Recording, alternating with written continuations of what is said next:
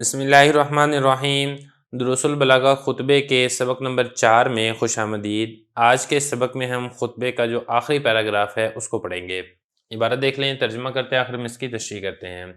فَهُمَا اللَّذَانِ أَشَارَ عَلَيْنَا بِوَضْعِ هَذَا النِّظَامِ الْمُفِيدِ وَسُلُوكِ سَبِيلِ هَذَا الْوَضْعِ الْجَدِيدِ تَحْقِيقًا لِرَغَائِبِ أَمِيرِ الْبِلَادِ وَوَلِيِّ أَمْرِهَا النَّاشِئِ فِي مَهْدِ الْمَعَارِفِ الْعَارِفِ بِقَدْرِهَا مجدد شہرت الدیار المصریتی و معید شبیبت الدولت المحمدیت العلویت مولانا الافخم عباس حلمی باشا ثانی ادام اللہ صعود امتہ و اقر بہ عیون آلہ و رجالہ و سائر رعیتہ آمین۔ ترجمہ دیکھ لیں،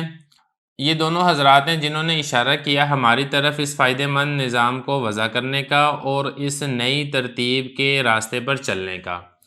پورا کرتے ہوئے امیر کے ارمانوں کو یا امیر کی خواہشات کو، جو کہ شہروں کا امیر ہے اور ان کے ان تمام کاموں کا نگہبان ہے جو کہ علم کی خدمت سے پیدا ہوتے ہیں اور ان کی قدر و منزلت کو پہچاننے والا ہے، مصری شہروں کی شان و شوکت کو نیا کرنے والے ہیں اور دولت محمدیہ، امت محمدیہ جو کہ بلند رتبے والی ہے، اس کی شان و شوکت کو لوٹانے والے ہیں۔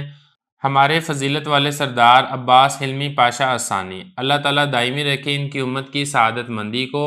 اور ٹھنڈا کرے ان کے ذریعے سے ان کی اولاد کی آنکھوں کو، ان کے افراد کی آنکھوں کو اور ان کی تمام رعایا کی آنکھوں کو، آمین۔ عبارت ہو چکی ہے، ترجمہ ہو چکا ہے، اب چلتے ہیں اس کی تشریح کی طرف۔ دیکھیں، جو گزشتہ سبق نمبر 3 کے اندر ہم نے پڑھا تھا، سیکرٹری تعلیم تھے ذکی پاشا اور اسی طریقے سے ان کے معاون تھے یعقوب ارتین پاشا۔ ان دونوں کے بارے میں بتا رہے ہیں، یہ جو 4 افراد کی ٹیم ہے، یہ حضرات بتا رہے ہیں کہ یہ دونوں حضرات ہیں، انہوں نے ہماری طرف اس بات کی طرف اشارہ کیا کہ فائدہ مند نظام کو وضع کریں۔ مطلب یہ ہے کہ جو علم بلاغت ہے، فصاحت و بلاغت کے اوپر ایک نئی کتاب لکھیں، وَسُلُوكِ سَبِيلِ هَذَا الْوَضْعِ الْجَدِيدِ، اور نئے اسلوب اور نئے طریقے کے اوپر، فائدہ مند طریقے کے اوپر اس کتاب کو دوبارہ سے تصنیف و تالیف کریں۔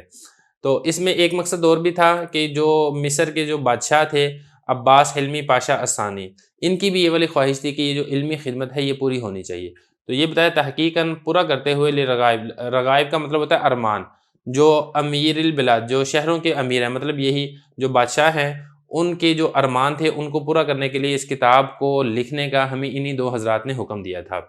اور جو علم کی خدمت ہے، علم کی خدمت کے لیے جو بھی کام ہوتے ہیں ان کاموں کی یہ خود نگرانی کرنے والے ہیں، العارف بقدرہا،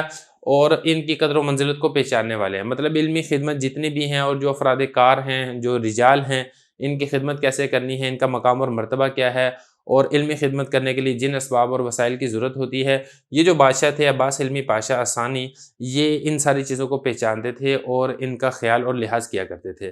اور یہ ایسے تھے کہ جن کے دور حکومت کے اندر جو مصری شہر تھے ان کی جو شہرت تھی وہ دوبارہ نہیں ہوگی تھی، یعنی انہوں نے نئی شان و شوکت عطا کی تھی مصری شہروں کو، اور اللہ تعالیٰ نے ان کے ذریعے سے جو امت محمدیہ ہے اس کی شان و شوکت کو دوبارہ لوٹا دیا تھا۔ وہ شان و شوکت جو پہلے زائل ہو چکی تھی، معید، وہ دوبارہ یہ لوٹانے والے ہیں۔ کون؟ یہی عباس حلمی پاشا ثانی۔ وہ آگے بتا رہے ہیں، میری مراد کیا ہے، ہمارے عزت مآب سردار عباس حلمی پاشا ثانی ہے، اللہ تعالیٰ ان کی امت کی سعادت مندی کو دائمی رکھے اور یہ بادشاہ کے ذریعے سے ان کی آل اولاد، ان کے افراد اور تمام رعایا ہے، ان کے حقوق کو ٹھنڈا رکھے، یعنی بادشاہ کا جو سایہ ہے وہ ان کی عمر دراز رہے اور اس کی عمر یہ لمبی ہو۔ باقی یہ 4 افراد کی ٹیم ہے، ان کے نام آگے ہیں: حفنی بک ناصر، محمد بک دیاب، سلطان افندی، محمد الشیخ، مصطفیٰ تموم۔ تو یہاں تک یہ جو خطبہ ہے یہ مکمل ہو چکا ہے۔ اب انشاءاللہ آگے چل کے فصاحت و بلاغت کی تعریف ہوگی، پھر اسی کے ساتھ ہی ہمارا یہ جو مقدمہ ہے یہ مکمل ہو جائے گا۔